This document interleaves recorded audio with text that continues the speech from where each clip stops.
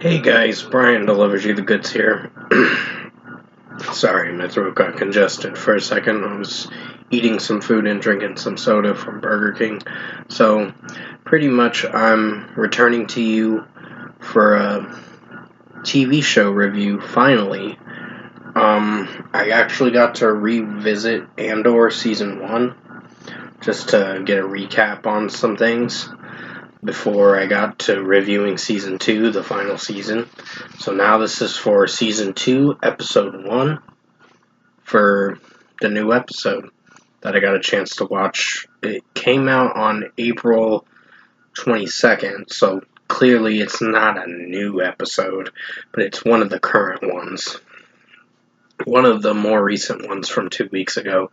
But other than that, I'm going to discuss what I watched for the start of Season 2, Episode 1, for the new episode, and let you know what I thought of this, I guess, 46-minute episode, or it was like a 50-minute episode or so.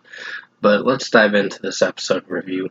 Now, pretty much it takes place a year after the whole incident with Ferrex and how the ending to where Cassian says, either kill me or take me into Luthen, Stellan Skarsgård's character, which his performance in that was pretty good. Even Diego Luna's performance is quite outstanding in this show. So I was really amazed by this first episode. I will say the first episode does have its hit or miss moments. Like, it throws you into the final season, and you kind of get lost where it's taking place at. It's mostly where Cassian Andor is about to steal this Imperial starfighter machine or whatever, the starfighter thing, the ship and all that. So he's stealing that and then supplying it to one of Luthen's buyers, Portia or whatever. And then once he tries to find that Portia or whatever that person's name was, started with a P. But from what I noticed about this episode is he got captured by these kind of thugs or whatever. And sorry, that's someone calling me. I don't know who the fuck that was. It was a potential spam caller. But other than that, from what I've seen with episode 1, it had some good moments, but there were a bit of confusing moments. It's still a pretty good episode. Don't get me wrong. At least the Star Wars shows have been pretty good from what I've seen. Particular ones. I heard Ahsoka wasn't that great, which I probably will do a review of that and give my initial thoughts on it. Which I heard Ahsoka had some good moments, but then the last season finale wasn't the best, from what I heard.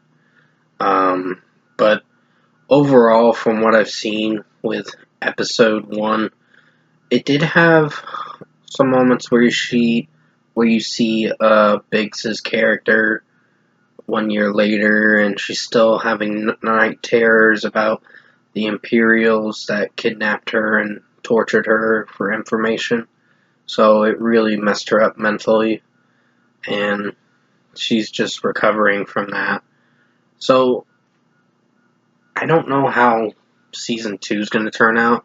They showed the Imperial Mira, Supervisor Mira, in this one from the ISB, but she's with that guy that takes place in the Rogue One movie. You might know who I'm talking about, the director of that thing where they show about these spiders and that they're good for the Empire, that they're building weapons for the Empire, these spiders. And I'm like, what the fuck? That was the weirdest part of the episode, where they're in that room with the director of that facility at that certain planet. And then it just, that part got weird, and it was like, okay. Other than that, the episode was pretty good, despite a few critiques with the episode. But overall, for a strong score, I'm going to give it an 8.5 out of 10 for episode 1. It's a pretty good episode. It does take place a year later, so you gotta watch season 1 to get a full recap on what you're going to be expecting for season 2. It makes it seem better just to watch all 12 episodes of season 1 before entering season 2 with an open mind. If you go in it like before watching season 1, you're not going to get it. And this is the last season before it takes place into the movie Rogue One, which, by the way, was a pretty good film. Some of the Star Wars story films, some of them were good, and some of the shows are pretty good, like Mandalorian. I heard season 3 wasn't that great, but I haven't watched it to experience it. I stopped after season 2, and then now I'm just probably going to catch up on some shows for the rest of May. So, sorry that I didn't get to review this on May 4th. May the 4th be with you. Day. The Star Wars day. There was a lot going on that day that I had to deal with. And I know I did a drama video for my reason why. But there's going to be an extra drama video coming out on the 18th. I'll be talking about something in particular, but that is going to be at a later time. But other than that, I hope you enjoyed Season 2, Episode 1 review for Andor Season 2. I did the best I could to make it as good as possible. 8.5 out of 10 for this episode overall. Thanks for watching this episode review today.